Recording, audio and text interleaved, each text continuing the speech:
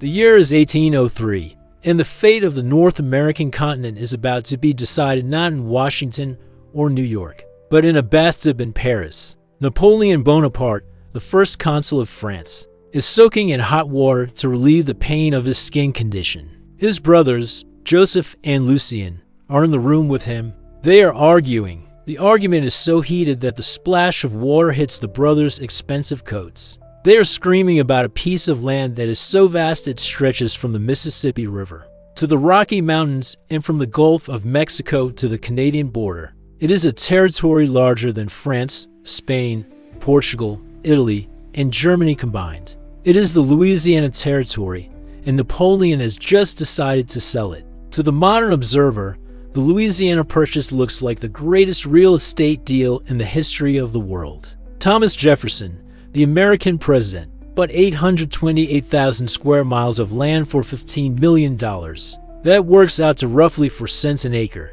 It doubled the size of the United States overnight. It opened the way for America to become a continental superpower. It seems like a stroke of genius by the Americans and a moment of madness by the French. Why would Napoleon, the greatest conqueror of his age, give up the heart of North America for a pile of paper money that wasn't even enough to fund his army for a month? The answer is not that Napoleon was stupid. The answer is that the Louisiana Purchase was not really about Louisiana at all. It was about a small island in the Caribbean Sea, thousands of miles away. It was about a slave revolt that destroyed the finest army in Europe.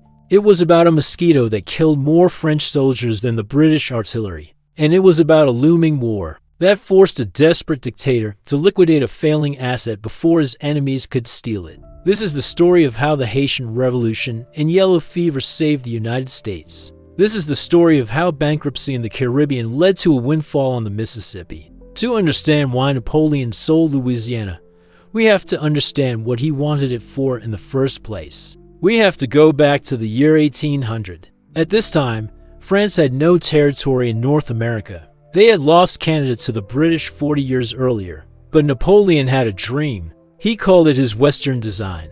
He wanted to rebuild the French Empire in the Americas. He wanted to restore the glory of New France. But this new empire would not be based on fur trading in the cold forests of Quebec. It would be based on sugar and slavery in the tropical heat of the Caribbean. The jewel in the crown of this planned empire was the colony of Saint-Domingue, which we now call Haiti. In 1789, on the eve of the French Revolution, Saint-Domingue was the most profitable colony in the world. It produced 40% of the sugar and 60% of the coffee consumed in Europe. It was called the Pearl of the Antilles. It generated more wealth for France than all the 13 American colonies generated for Britain combined. But this wealth was built on a foundation of human misery. 500,000 enslaved Africans worked the plantations under conditions of unspeakable brutality. The death rate was so high that the French had to constantly import new captives from Africa just to keep the workforce stable. Napoleon's plan was simple and ruthless. He would restore total control over Saint-Domingue, which had been in a state of rebellion since 1791. He would reintroduce slavery, which had been abolished during the radical phase of the French Revolution. He would turn the island back into a cash machine for the French state. But there was a problem. You cannot eat sugar.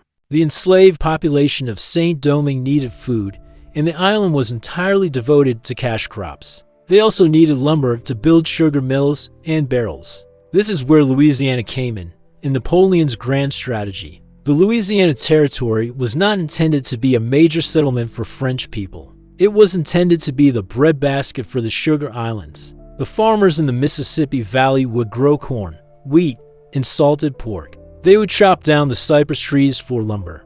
They would load it all onto barges and float it down the Mississippi River to New Orleans. From New Orleans, it would be shipped to Saint-Domingue to feed the slaves who were making the sugar. Louisiana was simply a support system for the Caribbean plantation economy. It was the farm that fed the factory. So in 1800, Napoleon made a secret deal with Spain. Spain had controlled Louisiana for the last 40 years, but they were weak and terrified of Napoleon. In the secret treaty of San Ildefonso, Spain agreed to give Louisiana back to France. In exchange, Napoleon promised to create a kingdom in Italy for the son-in-law of the Spanish king. It was a classic old-world dynastic swap, a chunk of Italy for the middle of North America. The deal was kept secret because Napoleon did not want to alarm the British or the Americans until he was ready. But to make this Western design work, Napoleon first had to retake Saint-Domingue. The island was currently under the control of Toussaint Louverture.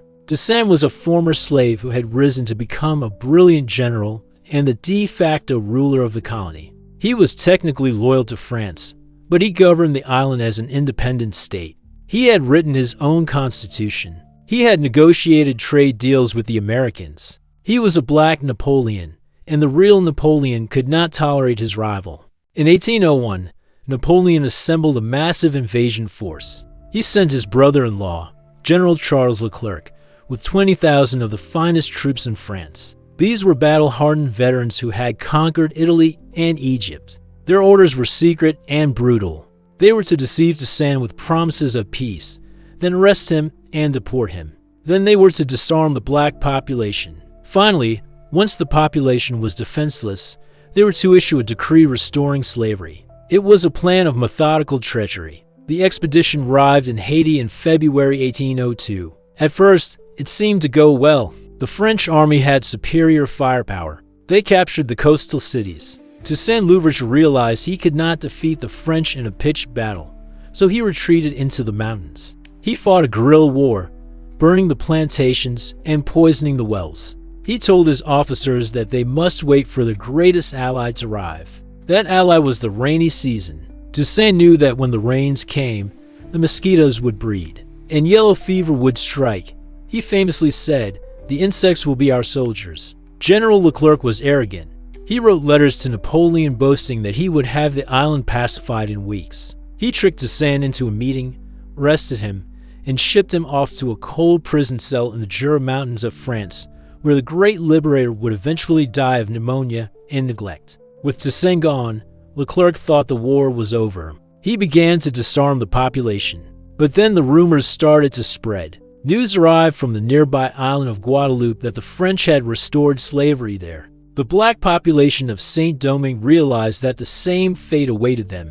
They rose up in a second massive wave of rebellion. This time it was a war of extermination. The slogan of the rebels was independence or death. And then the rains came. The yellow fever epidemic of 1802 was one of the worst in history. The French soldiers, who had no immunity, began to die by the thousands. It started with a headache and a fever.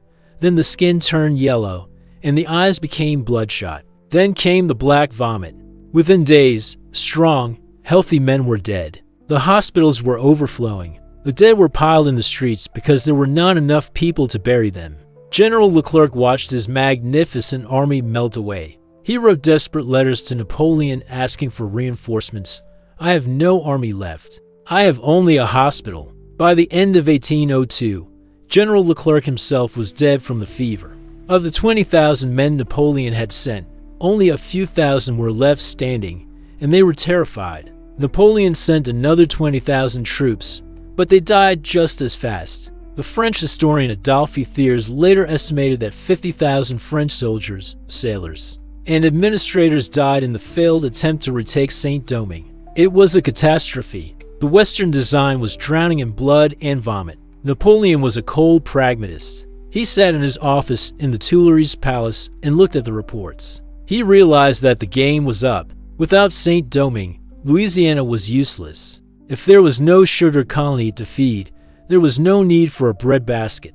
Louisiana was a massive drain on the treasury. It generated no tax revenue. It was populated by a few thousand French settlers and thousands of Native American warriors who had no interest in being ruled by Paris. To hold Louisiana, Napoleon would need to send thousands of troops to garrison the forts along the Mississippi. But his troops were dying in the Caribbean or needed in Europe. And Europe was becoming dangerous again. The Peace of Amiens, which had paused the war between France and Britain, was breaking down. Napoleon knew that war was coming, and he knew that the moment war was declared, the British Navy would blockade the French ports. Britain ruled the waves. Napoleon looked at the map and saw that Louisiana was indefensible. The British Navy could sail into the Gulf of Mexico and seize New Orleans whenever they wanted. The British troops in Canada could march south and seize the upper Mississippi. France had no navy to protect the colony. Napoleon was faced with a stark choice. He could try to hold on to Louisiana and inevitably lose it to the British, who would take it for free as a spoil of war. Or he could sell it to the Americans. If he sold it, he would get some money to fund his war in Europe. But more importantly, he would achieve a strategic masterstroke. He would strengthen the United States. Napoleon believed that a powerful United States would eventually rival Britain. He famously said, "I have given England a maritime rival that will sooner or later humble her pride." But the Americans were not thinking about global geopolitics.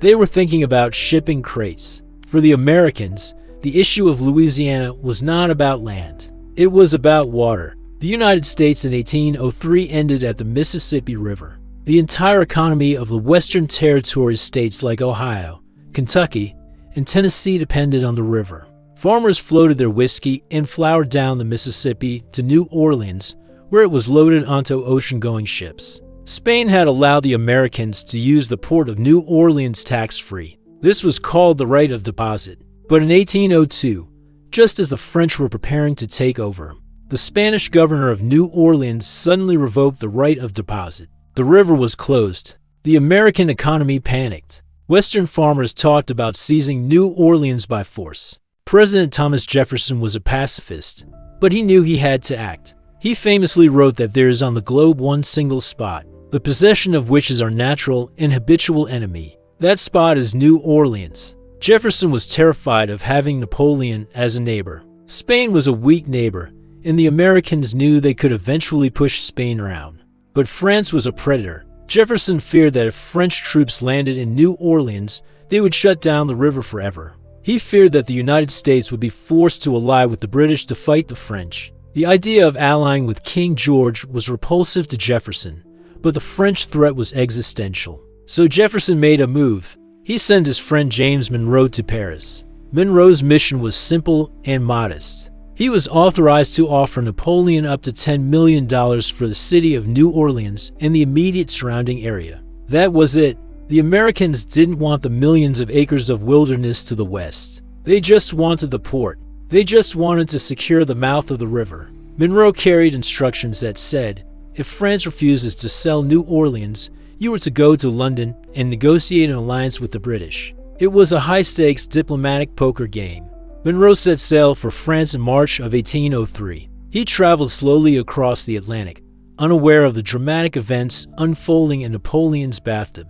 He was unaware that the French army in Haiti had been annihilated. He was unaware that Napoleon had already decided to dump the entire territory. When Monroe arrived in Paris, expecting a difficult negotiation, he expected to be stonewalled. He met up with Robert Livingston, the American ambassador in Paris, who had been trying for months to get a meeting with Talleyrand, the French foreign minister. Livingston was frustrated and deaf and felt ignored by the French court.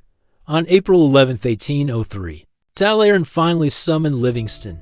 Talleyrand was a slippery character, a survivor who had served the king, the revolution, and now Napoleon. He looked at Livingston and asked a question that stunned the American. He asked, simply, "What will you give for the whole of Louisiana?" Livingston thought he had misheard.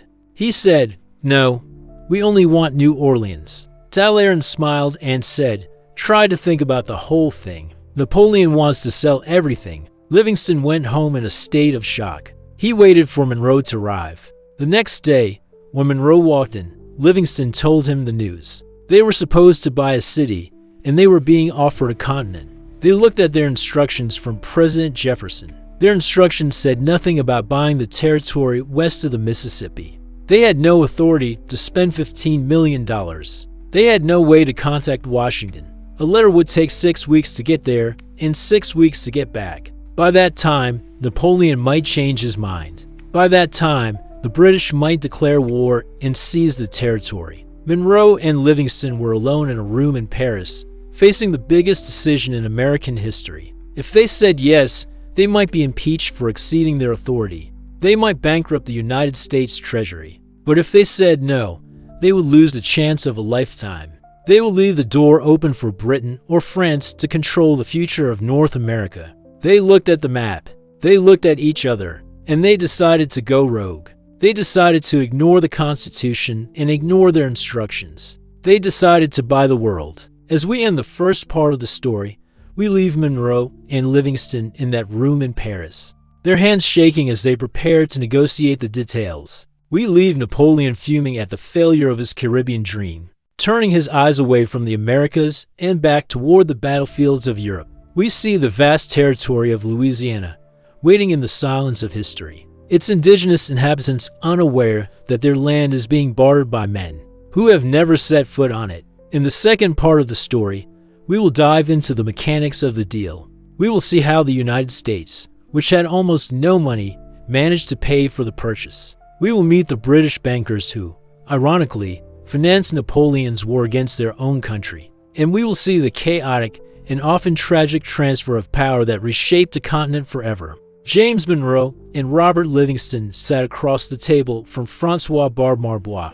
the French finance minister. It was late April 1803. The air in Paris was thick with rumors of war. The British ambassador was packing his bags. The peace was collapsing. Napoleon was screaming at his generals to prepare for an invasion of England.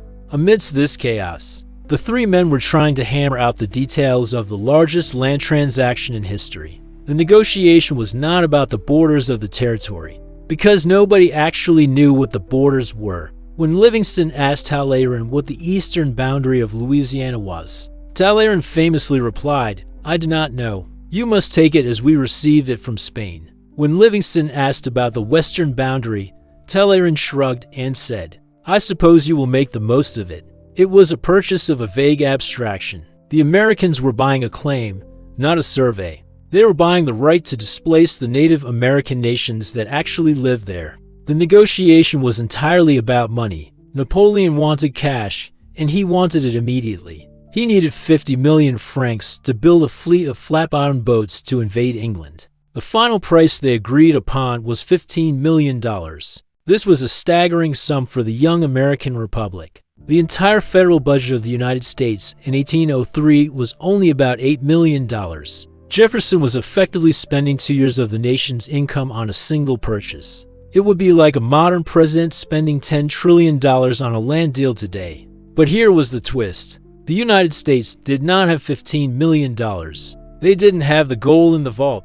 They didn't have the silver in the treasury. They were a land-rich, cash-poor nation. So how do you pay for an empire when you are broke? The answer lay in the complex world of international finance. The answer lay with the very enemy Napoleon was preparing to fight, the British. The financing of the Louisiana Purchase is one of the great ironies of history. The United States issued bonds. A bond is essentially an IOU. The U.S. government promised to pay back the holder of the bond with interest over 15 years. But Napoleon couldn't use American bonds to pay his soldiers. He couldn't pay a French shipyard with a piece of paper signed by Thomas Jefferson. He needed gold coin. Enter the House of Baring. Baring Brothers was one of the most powerful merchant banks in London.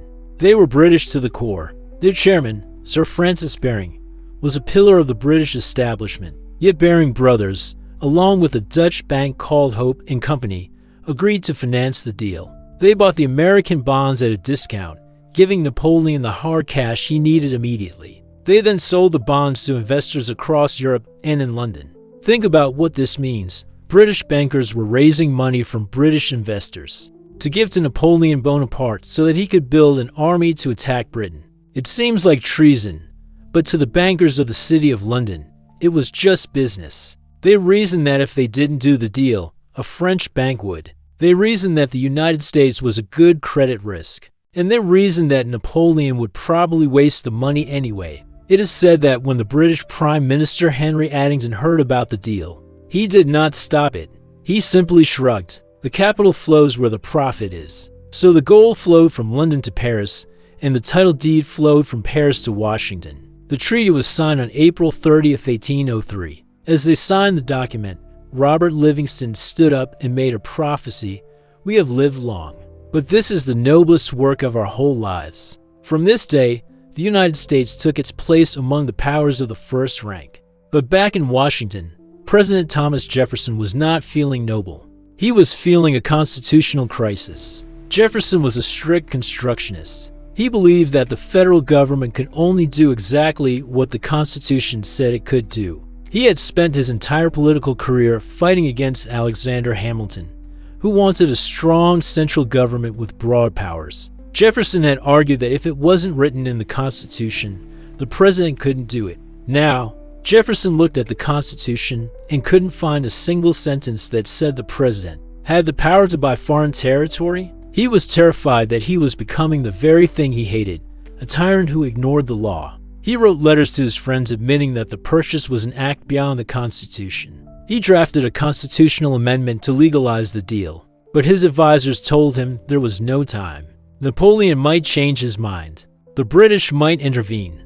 They told him to swallow his principles and sign the treaty. Jefferson agonized, but in the end, he was a pragmatist. He realized that the future of the agrarian republic he dreamed of depended on land. He wanted a nation of yeoman farmers, and for that he needed space. He justified the purchase as a necessary evil for the greater good. He later compared it to a guardian investing the money of a ward, saying he did what was best for the country even if he broke the rules to do it. The Senate ratified the treaty, and the United States doubled in size. The transfer of the territory was a bizarre piece of political theater. Officially, Spain still governed Louisiana. The secret treaty in which Spain gave it to France had never been publicly enforced. So before the French could give it to the Americans, the Spanish first had to give it to the French. On November 30, 1803, in the Cabildo building in New Orleans, the Spanish governor formally handed the keys of the city to the French representative,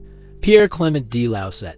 The Spanish flag was lowered, and the French tricolor was raised. For 20 days, and only 20 days, France ruled Louisiana. Lausset spent those 20 days abolishing Spanish laws and appointing French officials, knowing full well that he was about to fire them all. Then, on December 20th, the Americans arrived. The weather was cold and rainy. A crowd gathered in the plaza, which is now Jackson Square. The French flag was slowly lowered. As it came down, it met the American flag, which was being raised. The two flags tangled for a moment in the middle of the pole, a fitting symbol of the entangled histories of the two nations. Then the stars and stripes reached the top. A single cannon shot rang out. The crowd, which was mostly French and Spanish, stood in silence. They were not cheering. They were confused. They had gone to sleep Spanish, woke up French, and were now going to bed American. They had not been consulted. Their nationality had been changed by a signature in a room 3,000 miles away. But the story of the transfer has a darker chapter in the north.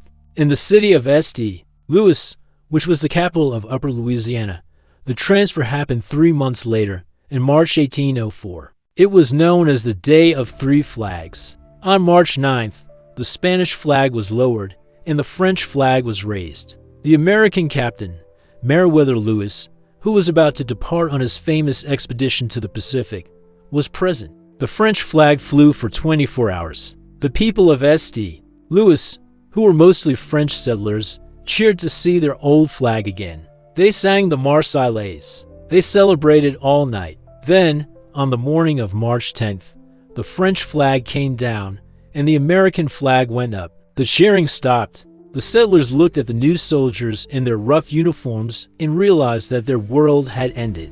The American era brought with it a flood of settlers from Kentucky and Tennessee. These men did not respect the French customs or the Spanish land grants. They were land-hungry and aggressive. They brought with them the English language, common law, and a deep racism against the indigenous people. And this brings us to the true victims of the Louisiana Purchase, the Native Americans. The text of the treaty promised to respect the rights of the inhabitants, but the Americans did not consider the Sioux, the Cheyenne, the Osage, or the Comanche to be inhabitants in the legal sense. They considered them obstacles. To the Native Americans, the idea that Napoleon could sell their land to Jefferson was absurd. They had never heard of Napoleon. They had never seen a Frenchman.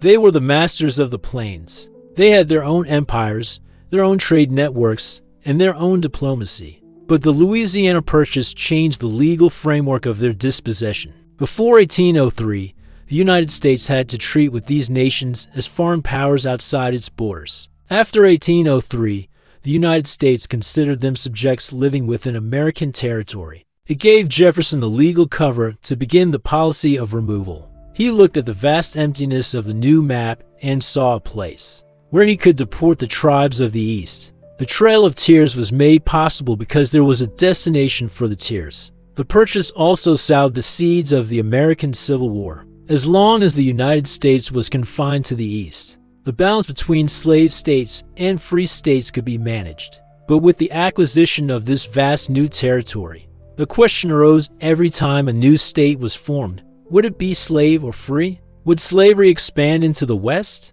This question plagued the American political system for 60 years. The Missouri Compromise, the Kansas-Nebraska Act, the Dred Scott decision, all of these crises were direct consequences of the Louisiana Purchase. The land that was bought to secure the safety of the Union eventually tore the Union apart. And what of Napoleon? What did he do with his $15 million? He spent it. He built his barges. He gathered his grand army at Boulogne on the coast of France. He prepared to cross the Channel, but he never did. The British Navy was too strong. In 1805, at the Battle of Trafalgar, Lord Nelson destroyed the French and Spanish fleets. The dream of invading England died. Napoleon turned his armies east and marched across Europe, winning brilliant victories at Austerlitz and Jena, creating a continental empire that lasted for a decade before collapsing in the snows of Russia. The $15 million bought him a few years of war, but it cost France a future superpower status. If France had kept Louisiana, the history of the world would look very different. North America might have been divided between an English-speaking East and a French-speaking West. The United States might have remained a second-rate regional power, hemmed in by rival empires. By selling the territory, Napoleon removed the last barrier to American expansion. He created the very giant that would eventually come back to Europe in 1917 and 1944 to save France from Germany. Today, if you walk through the French Quarter of New Orleans, you can still see the ghosts of this history. You see the Spanish architecture with its iron balconies. You hear the French names of the streets. You eat the food that mixes African, Native American, and European ingredients. It is a city that remembers it was once the pawn in a global game of chess. But the most important monument to the Louisiana Purchase is not a building or a statue. It is the map of the United States itself. It is the shape of the nation. A country that began as 13 colonies on the Atlantic coast now spans a continent. This reality was not forged by destiny or divine providence. It was forged by the yellow fever mosquito in the swamps of Haiti. It was forged by the resistance of Toussaint Louverture and his army of former slaves who broke the will of the French Empire. We often learn history as a list of great men making great decisions. We learn that Jefferson was a visionary and Napoleon was a genius. But the story of the Louisiana Purchase teaches us a different lesson. It teaches us that history is chaotic. It is driven by unintended consequences. Jefferson didn't want the whole territory. He just wanted a city. Napoleon didn't want to sell. He was forced to by disease and defeat. The United States didn't have the money. They had to borrow it from the enemy of the seller. It was a fire sale, a liquidation of a failed business venture. The French Empire and the Americas went bankrupt, and the United States bought the assets for pennies on the dollar. The irony is that the slaves of Haiti, who fought for their own freedom and destroyed Napoleon's Western dream, ended up inadvertently doubling the size of a slave republic in North America. Their victory for liberty in the Caribbean led to the expansion of slavery in the Mississippi Valley. It is a bitter and complex legacy. So the next time you look at a map of the American West, remember that you are looking at the debris of a French catastrophe. You're looking at the result of a bad day in a bathtub in Paris. You're looking at the legacy of the Mosquitoes of Saint-Domingue. The Louisiana Purchase was not a triumph of American diplomacy. It was the greatest lucky break in the history of nations, a gift from the chaos of a world at war. Subscribe now to stay ahead of the curve, because when the history books are written, you'll want to be among the few who saw it coming. If you want to see the next empire unravel before your eyes, don't forget to subscribe. Only those who pay attention learn what history hides.